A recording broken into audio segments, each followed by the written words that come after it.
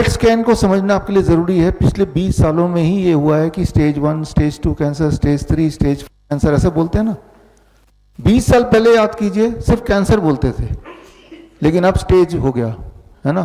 तो वो जब पेट स्कैन आ गया हॉस्पिटल में, तब से स्टेजेस हो गए। इस बात को समझना पड़ेगा इस जाल से बाहर निकलने के लिए।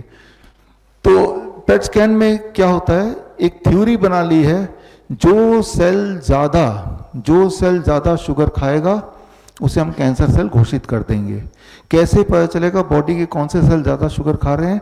तो आपके ब्लड में शुगर इंजेक्ट करते हैं तो शुगर पूरे ब्लड में फैल जाएगा। कोई सेल कम खाएगा, कोई ज़्यादा खाएगा, कोई तो ज़्यादा खाएगा। लेकिन कौन से सेल ने ज़्यादा खाया ये कैसे पहचानेंगे? शुगर के साथ रेडियोएक्टिव मटेरियल को बाइंड कर दे। रेडियोएक्टिव मटेरियल समझते हैं, वो बॉडी उसको मेटाबोलाइज नहीं कर पाएगा। इसे कहते हैं फ्लोरो डाइऑक्सी ग्लूकोज, यानी कि FDG। जब उसको इंजेक्ट कर दिया तो वो पूरे बॉडी में शुगर फैल गया और सेल्स को खाने लगे, और रेडियोएक्टिव मटेरियल मेटाबोलाइज नहीं होगा, वो रेडियोएक्टिव मटेरियल जमा होने लगा। जहाँ जहाँ जमा हो रहा है वहाँ वहाँ ज़्यादा चमक दिखेगी, जहाँ जहाँ ज़्यादा जमा होगा। जहाँ जहाँ ज़्यादा रेडियोएक्टिव मटेरियल जमा हो गया यानी कि वहाँ वहाँ ज़्यादा शुगर का कंजम्पशन हुआ होगा।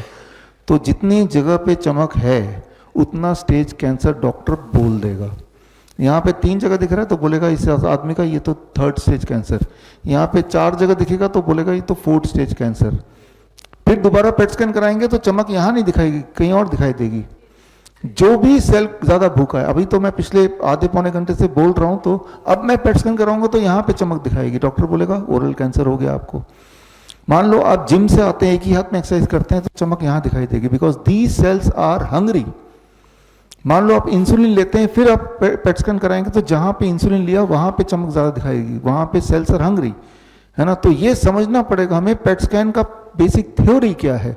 पेट स्कैन एक जैसा रिजल्ट नहीं आएगा, जितनी बार आप टेस्ट कराएंगे उतनी बार एक नया रिजल्ट लाएगा, बेस्ड ऑन कि कहाँ चमक ज़्यादा है, पहली बात। दूसरी बात, रेडियोएक्टिव मटेरियल आपके बॉडी में चला गया तो रेडियोएक्टिव मटेरियल से कैंसर होता है, ये आपने क्लास 8 में पढ़ा ही है। ऊपर से बॉडी में चला गया, ये नहीं कि बाहर है, खाया है नहीं है, सीधे ब्लड में है वो, है ना। पेट स्कैन कराने से पहले आपको कंसेंट फॉर्म साइन कराते कि नहीं कराते? कराते हैं ना। उसमें लिखा ही होता है कि भाई कुछ दिनों तक छोटे बच्चे, प्रेग्नेंट वुमेन के आसपास मत जाना, उनको कैंसर हो जाएगा। क्यों? क्योंकि आप you are having a circulating radioactive material. आपके बॉडी के रेडियोएक्टिव मटेरियल से किसी और को कैंसर हो सकता है, तो आपके बॉडी के रेडियोएक्टिव मटेरियल से आपको कैंसर हो सकता है कि नहीं हो सकता? हो जाएगा ना, है ना। तो पेट स्कैन मिसलीडिंग तो है ही, अपने आप में डेंजरस है। तो अब इस पेट स्कैन को आधार बना के आपको साबित कर देंगे कि इनके ब्रेन में कैंसर फैल गया, इनके लंग में फैल गया, और अब इलाज कराओ। हमें कैसे पता चलता है, इस बात को समझिए। असली में कैंसर होता है तो कैसे पता चलता है? असली में अगर कैंसर होगा तो आपका हीमोग्लोबिन बड़ी तेजी से नीचे आएगा। तो हीमोग्लोबिन टेस्ट कर लीजिए, ब्लड टेस्ट है, क्या मेरा 1 महीने में 3-4 यूनिट नीचे तो नहीं आ गया? नंबर 2, कमजोरी अचानक आ जाएगी विदाउट एनी एक्सप्लेनेशन। कमजोरी आने के कई कारण है, किसी को फ्लू हो गया, सर्दी खांसी जुकाम हो गया, कमजोरी, समझ आती है बात। कुछ भी नहीं हुआ, अचानक कमजोरी आ गई, अचानक हीमोग्लोबिन ड्रॉप हो गया, अचानक वेट लॉस हो गया, अचानक एक्सट्रीम पेन हो गया, अचानक ट्यूमरस ग्रोथ हो गया, अचानक इंटरनल ब्लीडिंग शुरू हो गई, तो इसका मतलब ये हुआ कि मेरे बॉडी में कैंसरस एक्टिविटी चल रहा है। तो जब भी मैं पूछता हूं अपने पेशेंट को ये तय करने के लिए कैंसर है कि नहीं, मैं उनके हीमोग्लोबिन पूछ लेता हूं, राइट। उनका बॉडी वेट कितना, बहुत ज़्यादा तो रिड्यूस नहीं हुआ, ये देख लेता हूँ। एक्सट्रीम वीकनेस साथ ही साथ तो नहीं, ये देख लेता हूँ।